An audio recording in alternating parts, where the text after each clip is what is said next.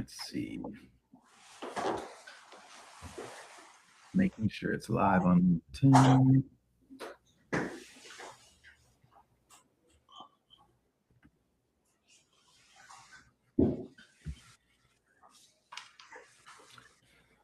One moment, please.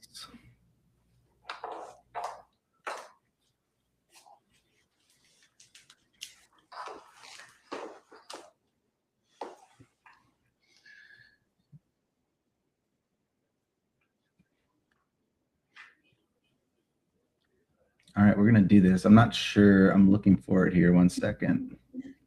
LinkedIn keeps changing the way they handle these lives. Oh, really? Yeah. I think they want a little more control over it, I think. So they're like slowly changing how it lands. All right.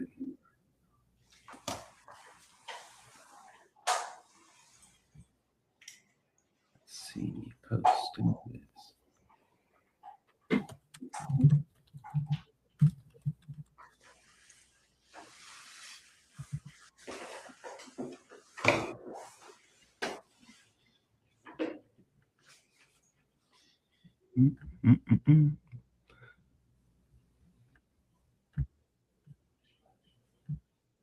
Okay, I'm going to, let's just start talking. I'm sure it'll pop up. I don't see it yet on my side on LinkedIn. Oh, there it is. All right, here we go. And we are live. There we go. Beautiful. All right.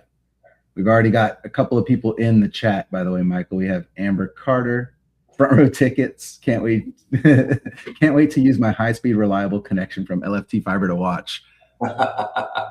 Thank you, Amber. And then, of course, Diane Potter is here. Good morning, ladies. Happy to have you. All right. So, So this is how this is going to go in my mind. But it's a conversation. But I am channeling my interviewer persona. Okay. Who are you channeling though? That's what's important. Like what interviewer? When I made my questions, I put 2 interviewers into Chat GPT and said, I want a combination of these 2. It was Guy Raz. Do you know who that is? Uh-huh. He's an NPR guy. He does How I Built This. Yeah. And then Jad Abumrad, who he's a awesome. He ran a podcast called Radio Lab for years. Oh, yeah. Radio Lab was awesome. Yeah, Radio Lab's kind of quirky and creative and very curious, and Guy is very asks great business questions. So if I can land the plane between those 2, or crash the plane, more likely, I'll be doing a good job. It'll all be good. Yeah, but thank you, Michael, for hanging out with me this morning. You are somebody that I admire and look up to. You have a background as a executive at large, I guess, telecom companies, and but you were born in Mamou, Louisiana, and have this wild story. Every time we hang out, I think I learned something new about, you're like, oh yeah, that's when I lived in Europe, or whatever. It's just something. Well, I mean, you lived a life, so I can't wait to hear more about it. And that's my motivation this morning, is to finally be able to sit down and have a cup of coffee and learn a little bit more from you. So I do have questions, but also I don't want this to feel like a formal interview. Right. I'll ask you questions too, because I don't know all about your growing up in the Barry.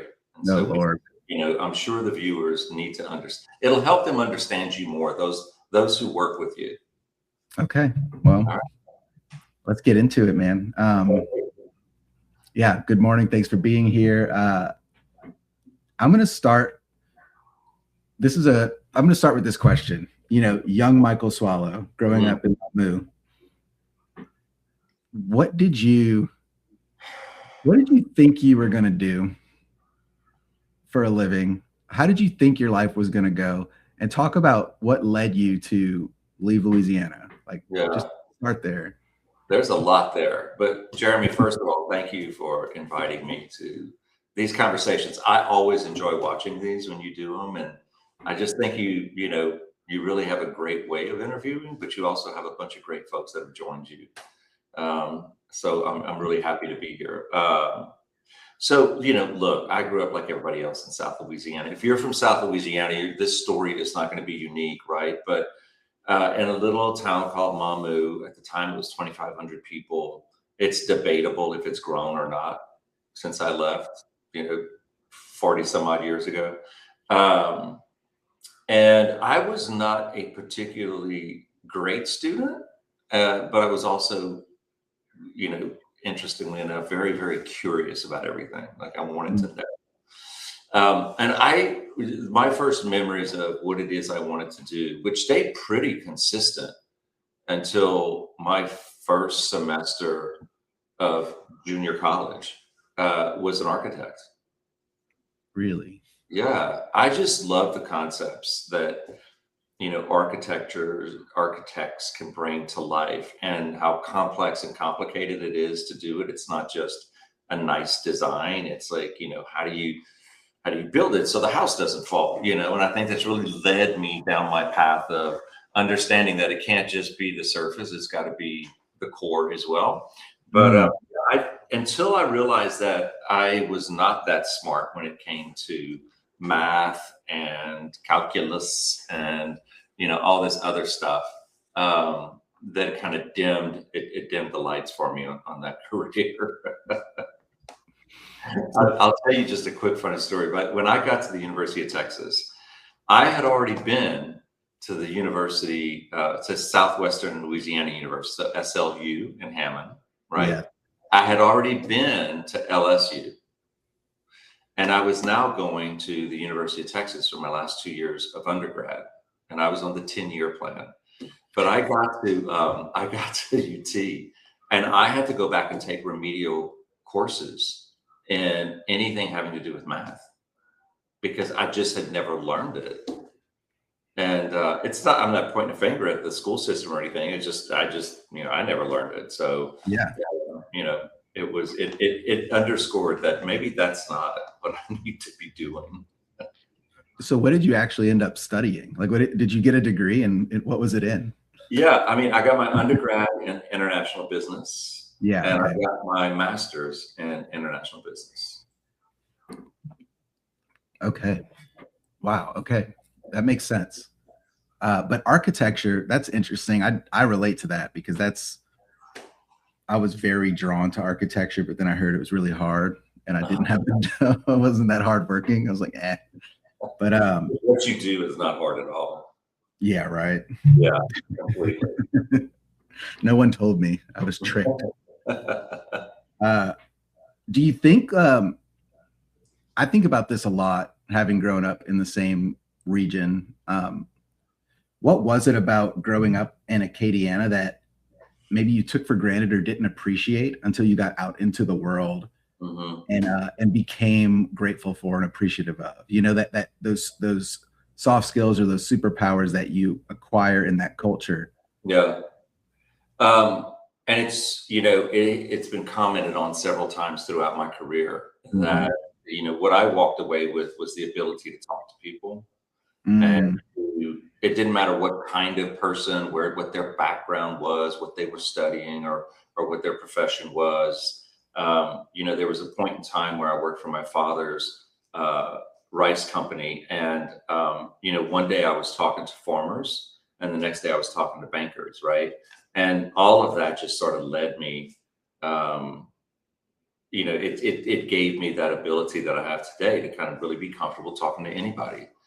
And it's not a matter of being nice. I think some of it had to be because I was curious, but also because it was good manners too. So that, I guess, is a little bit being nice. But yeah, I think that in the South, telling a story is what you learn from day one. And telling a story in a conversation with whoever you're talking about, or identifying someone who knows how to tell a story, is amazing. Because it's like you just sit there and you just like, oh, this is great. Yes, that is I have this memory. Whenever I was in high school, my dad is a real estate appraiser. He's just a lone wolf, works for himself, and he needed help measuring a house like out in Kaplan or somewhere, Yeah. you know, out in Cajun country. I just remember we go to this house, we get out and we're in the yard measuring, and all the neighbors come out and start talking. And we had to be out there for an hour just talking in the street. We're like, oh, who's your dad? You know, just relating to one another. And it's just the warmest, friendliest conversation. And I just remember thinking, like, how does he make any money if it takes an hour and a half to measure a house?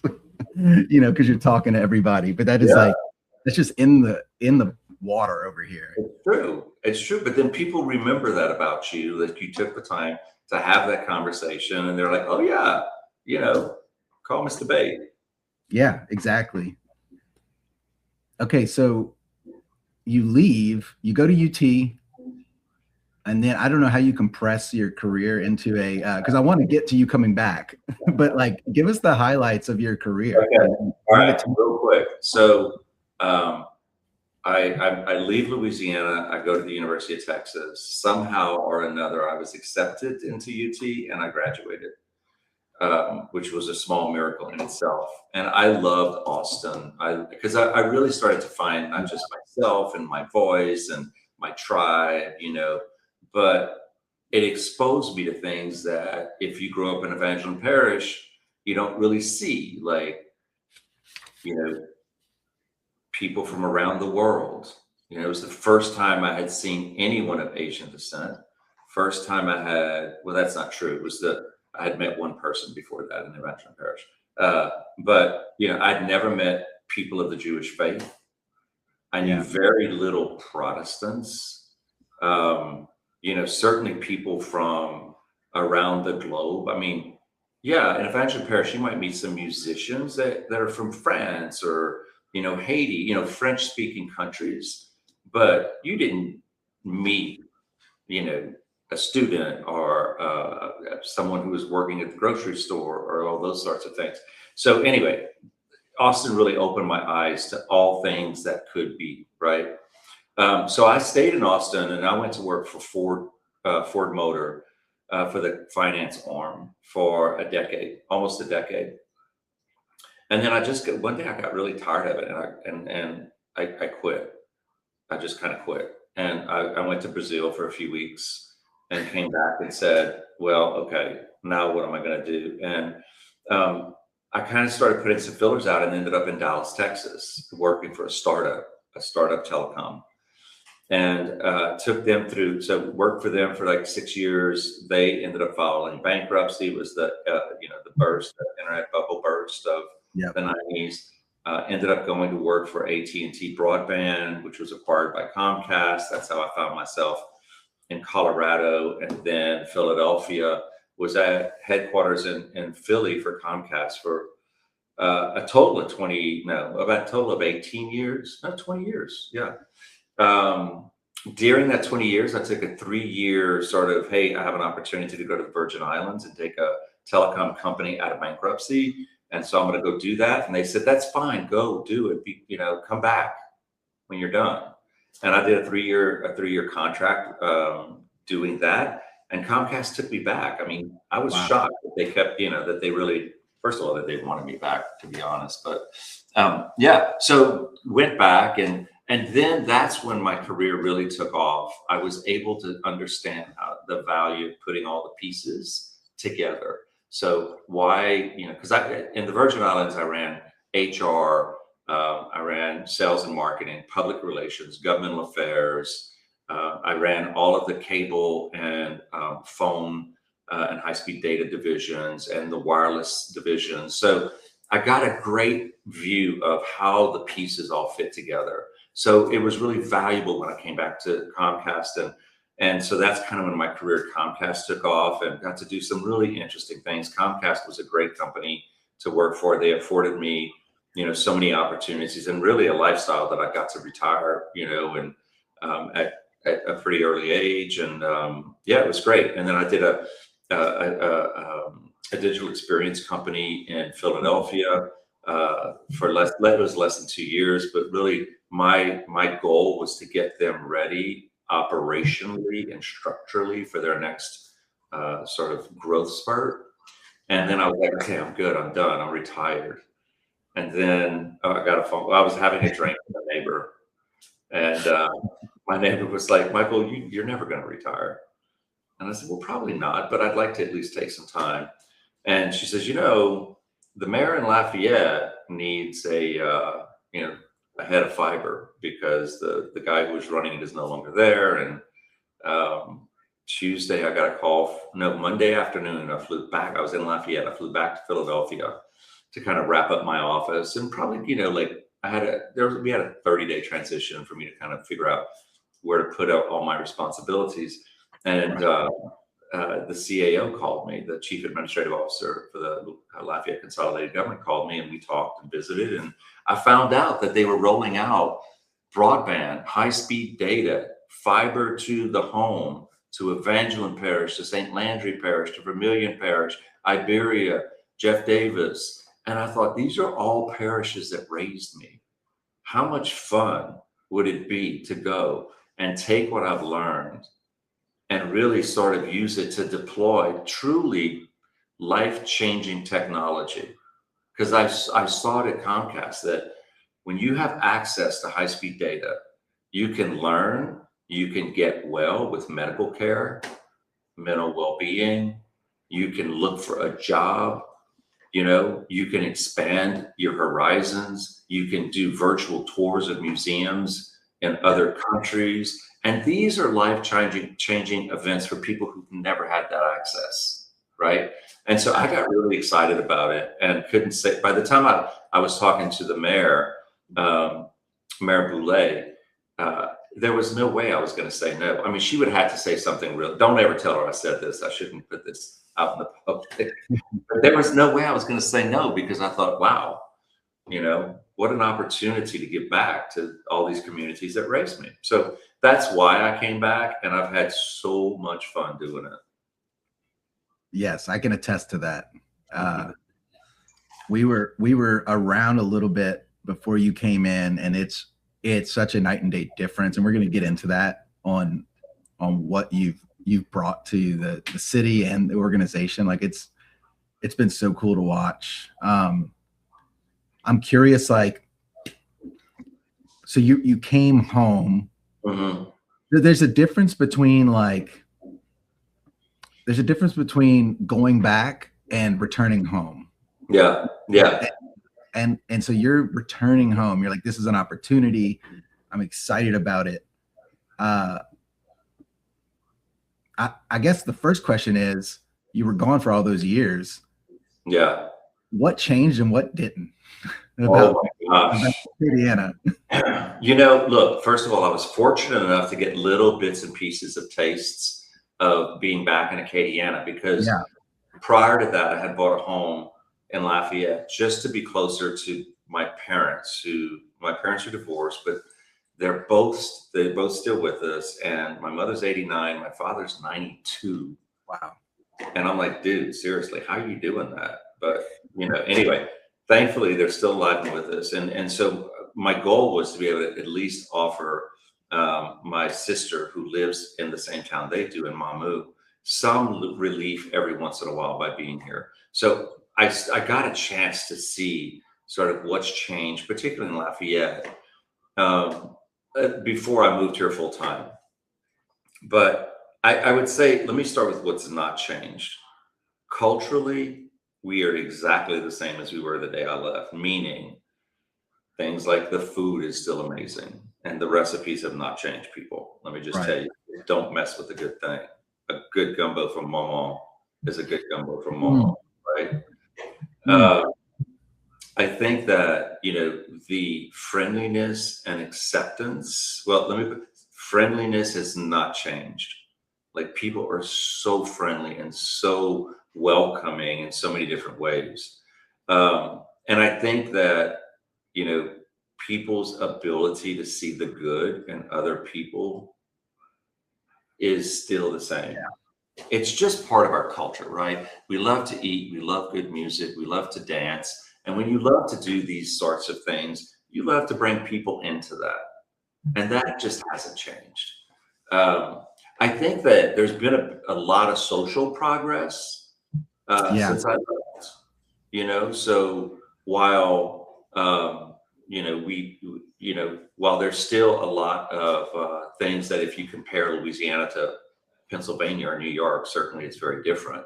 But the reality is if you live in Lafayette, if you live in New Iberia, you know, if you live in Mamou and you're a good person, nobody really cares. But that's been amplified. You know what I mean? It seems like it's been amplified, and there's a lot more recognition for authenticity and for good people, no matter where they come from, what they do, what they look like.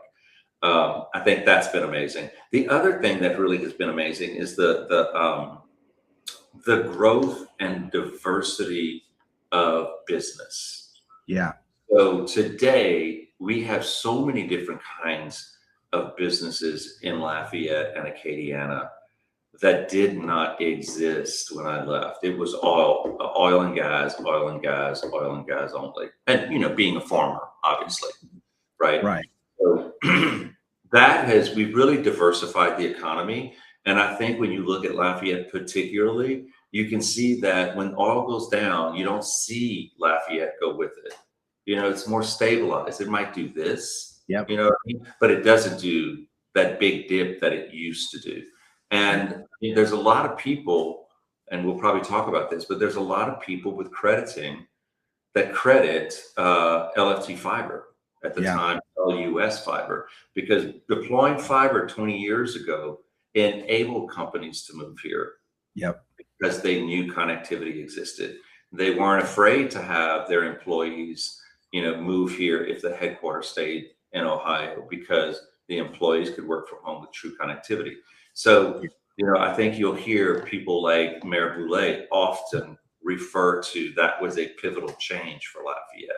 It's not the only reason it's diversified, but it's certainly played a part. Oh, yeah. So, you know, those are, I'll just tell you a quick story. So when I was in this job 2 weeks, you know, first of all, I told the mayor and her team, I was like, I can't start until May 7th. And they're like, May 7th?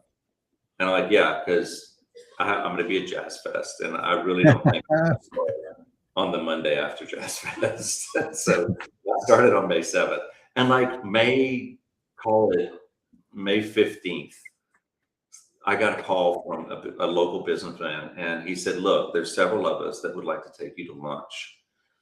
Would you be open? I was like, absolutely, I'd be open. I had no idea what they wanted. I figured they wanted to give me a list of grievances or things that we could be doing better and all this, you know.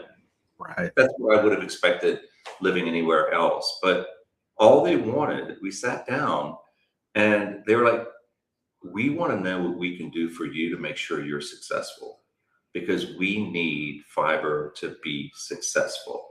It had gone through 3 or 4 difficult years where there was little to no growth and, you know, a lot of different challenges. And that's all they wanted. They were like, these are our skill sets and this is our value proposition. How can we help you help fiber? Now, where does that happen? Right. Only in Acadiana. Yeah, there's so much to that. It's like it's an intangible. It's a magic of the culture here that I'm sure you can attest that seems to be rare. You don't see that in a lot of places. No, not at all. In fact, it's quite the opposite. You have to earn your place in that new community. Yeah. Right. You have to earn the trust of that community. They don't embrace you, you know. Now, granted, I had grown up here in Evangelical Parish, but that was, you know, many, many years ago. I'd been gone for 40 years. But anyway, I just thought it was literally one of the most decent and thoughtful things a group of businessmen could do for, you know, a newcomer. And it just demonstrated not just how giving we are as a community, but how much love and appreciation and belief they have in LFT Fiber. Yeah. But I want to get into the rebrand, but I want to dig into something, a theme I'm seeing here that I think for people, especially younger people who are sort of coming up now, where there's a lot more, the work is distributed, a lot more remote work, and opportunities to network are not as maybe evident all the time for young people. And something I heard in this story was like you went to Virgin Islands and the company took you back. You maintained connections to Lafayette. Like at some point they knew who you were and they knew to call you. How do you keep relationships alive as you go through your career? You know, because there's a lot you're not saying there in terms of how you built these relationships and maintain them. So like, do you have any advice or process for how you do that? I do. I'll tell you what worked for me. Now, we'll see. But I mean, over my career, I always was very grateful because remember, I'm from Mama, Louisiana, who did not understand math and who had an opportunity to go to a really great university. Yeah. And, so I always had a level of gratefulness that I would find myself in these positions and these opportunities. I was very grateful for those. And I always, sort of remembered to pay it forward. And so I think that for me personally, being authentic with people who share your values, your vision, sort of your being, when you are authentic and you find those people and you work with those people, because they're there, right? No matter what your definition of those things are, you can find your tribe. And when you do that, you find people you genuinely care about and who genuinely care about you. And that doesn't go away when you leave. Right? I still am connected to people that I mentored and or who I hired, 30, 35 years ago. I still talk to them and they call me for advice, or frankly, now I call them for advice. And, it's just, I think that it's incumbent on us as individuals to really do that kind of work, because the whatever you put into that effort will repay 100 times over. And I know it sounds like a cliche, but I'm telling you, for me, it's been very, very true. Yeah. I mean, I see the evidence of it just with the time I spend around you, and I've seen it with other people who value relationships and invest in them the same way. And I do think it's like an often overlooked or underutilized aspect of all of this stuff we call business, because it just boils down to people. It really, I learned that early on because I was clear about my deficits. I was never going to be the smartest person in the room. Those sorts of things. So, recognizing my own deficits, sort of not just gave me empathy for other people, but also helped me realize what I was good at and to lean into that. And so there were often times where somebody was outside of my tribe, so to speak, but they needed something that I could give them. Yeah. And I just felt that, why not? Why wouldn't you? It doesn't cost me anything. It's some time, and why not invest time in people? You invest time in sports or hobbies or, and certainly raising your kids and, that absolutely. It's the same kind of investment with people you work with. It's like, just invest a little bit and it's kind of magical. Yeah, that's such good advice. And I've seen you do a really good job of you're able to make people feel really cared for and seen, but also you're able to push people. And that to me that's what I'm selfishly trying to learn from you, is like, how can you be both a great connector and a great challenger at the same time, Well, I do think it comes down to authenticity. I mean, you have to always remember what you're gunning for, right? Right. I mean, it's like in business, people sometimes get sideways and they don't know which route to take. And I'm like, there's a singular question that you need to ask yourself, and that's what's right for the business. And when you ask yourself that, I mean, 99% of the time, it gets you to the right answer. It just does. But, you know, and I always say, if you're taking a paycheck, that's the first question you ask is what's right for that business. Yeah. Wow. I love the simplicity of that. Yeah. It's so true. It's such a question. It's easy to try to avoid that question. Mm-hmm. Yeah.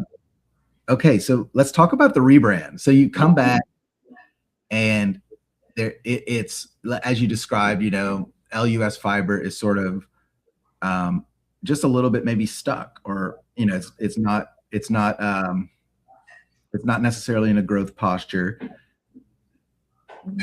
Municipally owned organizations, especially utilities, are typically not known for being these nimble, fast moving, innovative things. They're, you know, you normally associate that with stability and all of those types of whatever descriptors you want to use. So what was the first thing you saw or you said, this needs to change, we needed to rebrand? Like talk about that. You know, the first year I was here, I had so many times when I was interviewed, people asked me, you know, similar questions like, you know, what did you see that was wrong right away? And and I am that kind of person. Like, you know, I can sit in a room and I can kind of look and read and talk with people, and then I can say, okay, these are the 15 things that are wrong. And I really, when I came in, you know, the mayor and Rachel brought me in and to meet the team. And I immediately recognized, number one, that this team cared. They were not given the tools to do their jobs. And in fact, most of them were doing 2 and 3 jobs because they were, you know, I think about 34% vacancy rate. So they had never replaced people who had attrited out of the organization. And so the ones that were left were just working their rear ends off to just keep the lights on. And I don't mean financially. I just mean really, really, these are all the things that have to happen to keep the lights on. And so that was literally the first thing I saw. So when I thought about that, it was like, okay, how do I fix the vacancy issue? How do we hire the right people for these roles? And making sure that the people we had were in the right roles. And so that was literally one of the first exercises I went through. But it also became clear to me that as much loved as the brand LUS Fiber was, it had worn its welcome, so to speak, because, you know, we had moved, or we were trying to move into the B2B side of the house. And we were not given the opportunities by a lot of businesses because they thought we were the power company, because the power company is called LUS. And so they're like, we need very complex, intricate, reliable networks to do our business. We're not going to a power company for that, because historically power companies don't do that, right? I mean, right. That's not part of what they do. And so the more I started to pay attention to that, the more then I started to understand how the brand had become weakened by lack of, but because it had become stagnant. And so those two things became the impetus to start the conversation around, okay, should we do a rebrand? Is it time to reintroduce the company? Because I realized that we did need to reintroduce our products, our pricing, and our people. Well, if we were going to do those 3 things, then should we reintroduce the company with a new brand?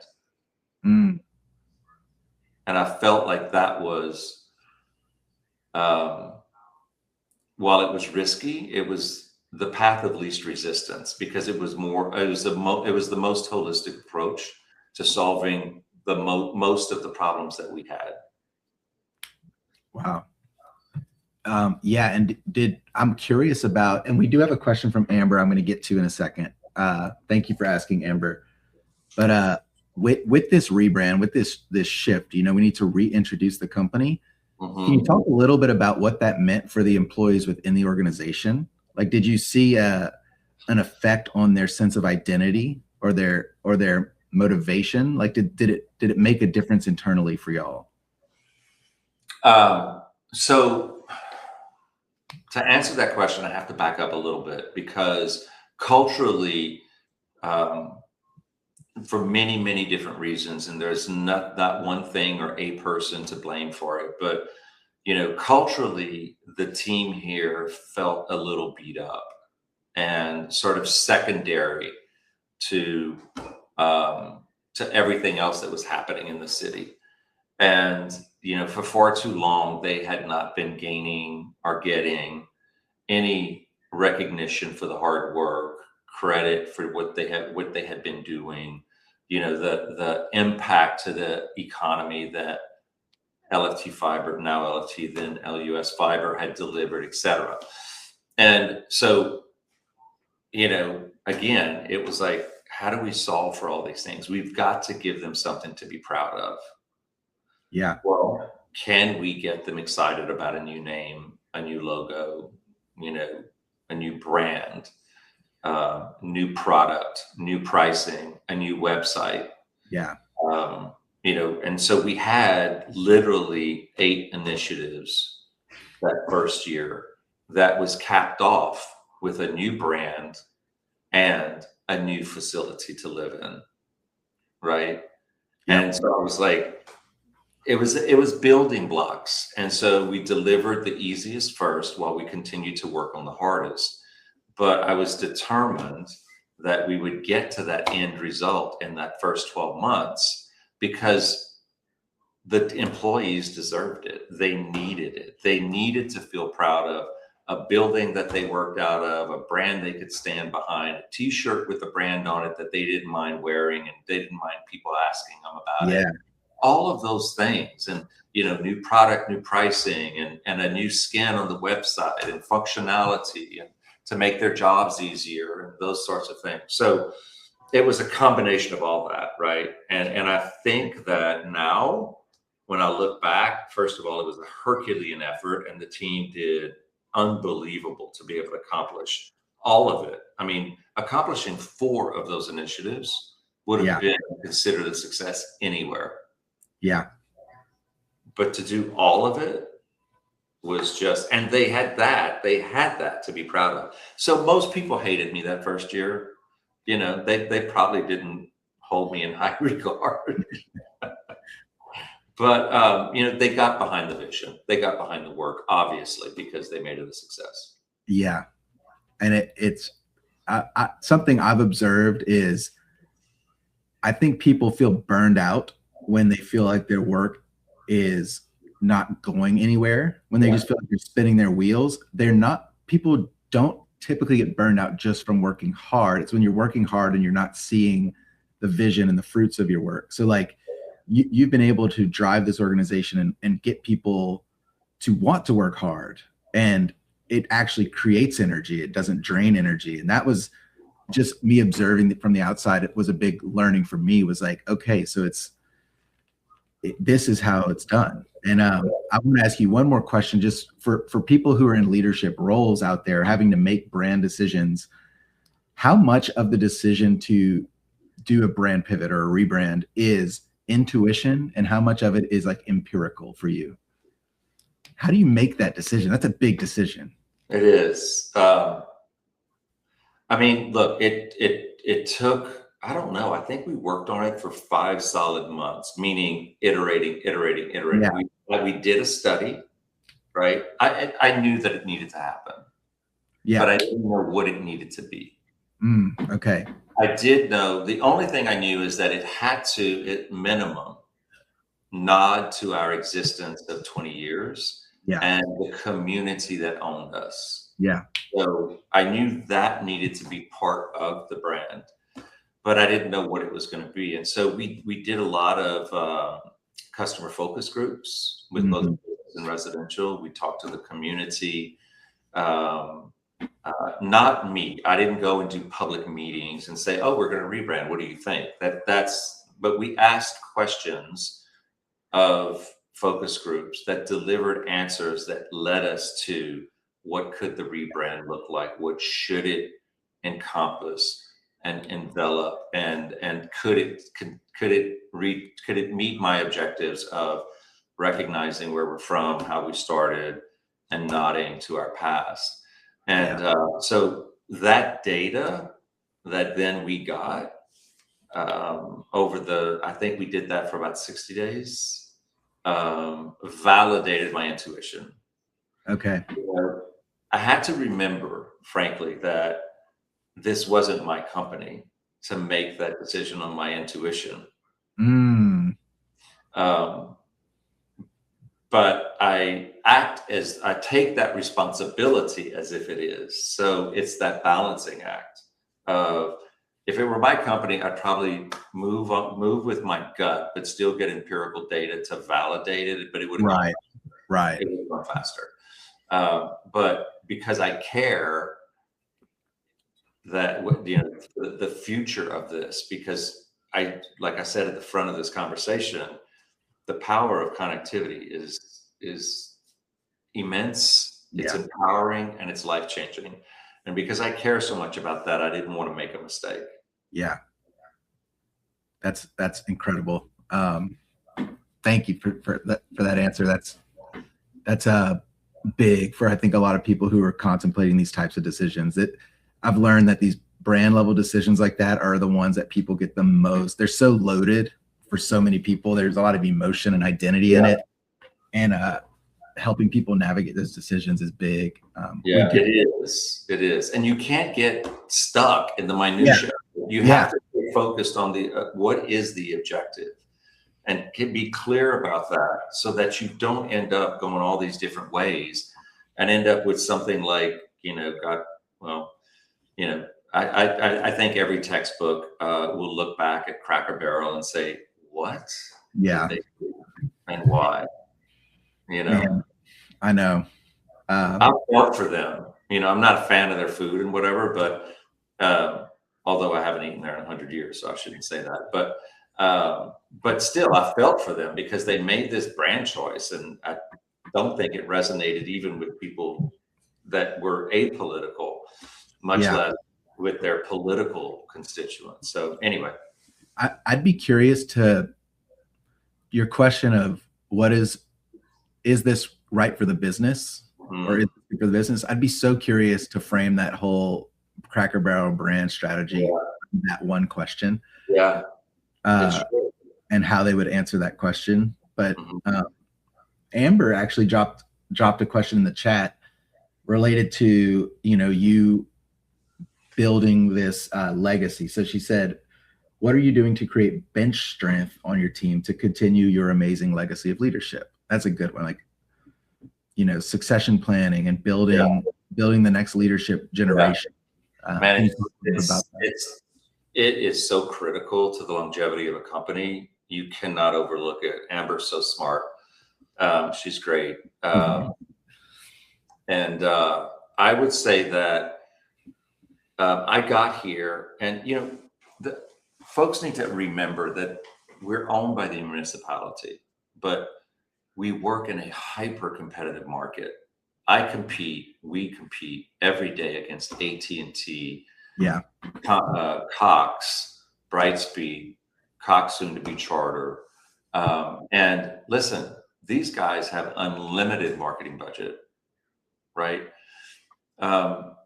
So I say that only to go back to the fact that the team had not been invested in a way that gave them the tools they needed to compete in this kind of environment.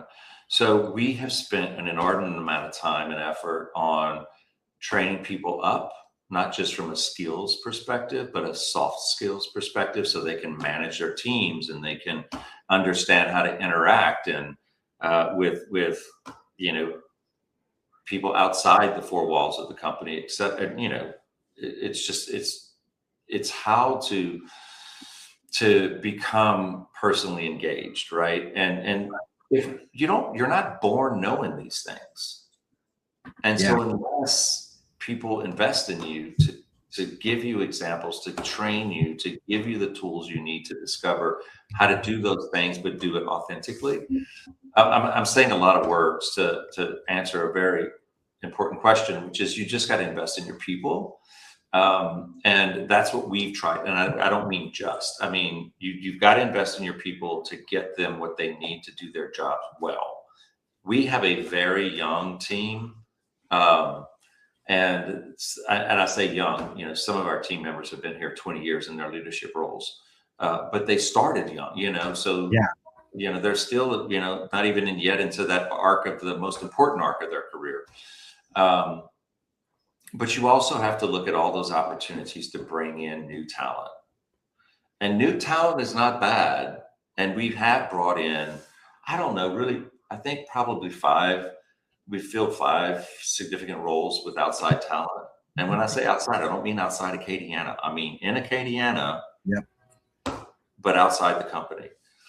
And it just also lends to that, you know, that it argues that fallacy that we can't find good talent in Acadiana, because there's great talent in Acadiana. You just got to get out there and work to find it and tell your story to make it matter. Yeah, that's really good. Oh man, I could talk about this all day, just like developing people. What is, when you say, one follow-up question, when you say like invest in your people, what does that actually look like at LFT Fiber? What are the ways that you're investing in your people? I mean, so, you know, I brought in coaches. Okay. That each of them had access to talk about their own challenges in their own departments, that as it relates to people management, to time management, to goals, setting goals and objectives, and then finding ways to reach them. How do you prioritize? You know, those sorts of things. Yeah. I've made sure that their travel budget is there for them to attend conferences so that they can see best practices from other companies that look like us, that they can be inspired by bigger companies that don't look like us, that they can find a way to, you know, sort of energize or re-energize their passion for the business and bring all that back home after this. You know, now look, some conferences don't do all those things for you, but you find bits and pieces of it.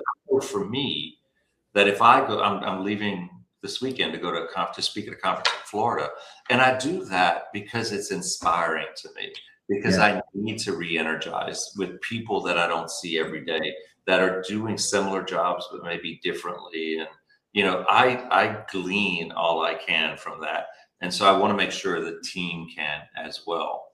One of the things I find most effective is cross subsidization, cross pollination, so to speak, between the departments, but we're just not there yet. You know, when you can say to one manager, okay, you go take that manager's role for 6 months, that manager will come and do yours. We're not there yet, but I think it's one of the best ways, that people can understand the struggles and what your department causes, right? How much your department contributes to that struggle and vice versa, but also prepares that person to take on broader roles in the company. Yeah. Wow. Yeah. There's man. Yeah. I've been around the ringer on like inspiration and growth for teams, but it's sort of like working out. If you have someone who's like, hey, you need to work out every day, you just need to do your exercises, that's not very motivating, because it's like, why? You know, like, oh, to be healthy. Well, that's not really very specific. But if you say, hey, you're going to the beach in 60 days and there's going to be a bunch of very fit people there, you need to work out. Or not. Maybe you want to start eating. I don't know. Or yeah, whatever. But like, that's a different frame. And I think like these conferences become, for me, they become those frames of like, I'm going to go get inspired and give myself something to work toward. You know, you can see a company that's 5 years ahead of you. You can see a company that's 50 years ahead of you. Yes. And it gives you something to work toward. So now all this exercise has a reason. You know, you're going somewhere with it. And I've learned like that's actually more important than I thought it was, for people to just have those perspective in their own journey, you know. 100%. And to learn not just best practices, but failures. You know, what did people do, or what did companies do that just completely bombed? Yeah, man, I cannot believe we only have like 5 minutes left. Oh, sorry. Well, no, I want to ask. I want to get into like this. There's so much more we could talk about, but I just Googled AT&T's advertising budget for last year, 2.5 billion. So obviously you can't outspend a company like that in advertising. No. So how does LFT, how do you think about that? And how does LFT show up to Acadiana in a different way where you're not just talking at them and saying, hey, you need to buy internet, but how do you show up in a way that makes you part of the community? Yeah. I mean, look, I said it at the front as well, which is we had to remind the community about who we are and what we're doing. And by the way, we do this for you because you own us, right? People had forgotten that when you buy services from us, that money is reinvested into the city budget. You know, that was just they forget. But the emotive of it all really is we employ people that you know that talk like you, that know how to spell Soileau and Guillory and Fontenot and Hebert, etc. But it's about letting them see our advertising and being like, oh yeah, that's my family. And oh yeah, that's my challenge, getting home from school, trying to get all 3 kids to do their homework and then not having enough bandwidth to do it, you know, those sorts of things. But I'm going to tell you, Jeremy, because it's top of mind for me, because this morning we had a celebration in our customer call center because we did a 6-month transformation in the call center. And what that means is it means we've taken everything under consideration, from retraining, from putting new key performance index and indices in there to judge each other and ourselves against. We've introduced the concept of listening and one call problem resolution and just, you know, all these, there's about 15 little bits and pieces. We just completed it. And I say completed, it's an ongoing journey, but we've achieved what we had set out to achieve.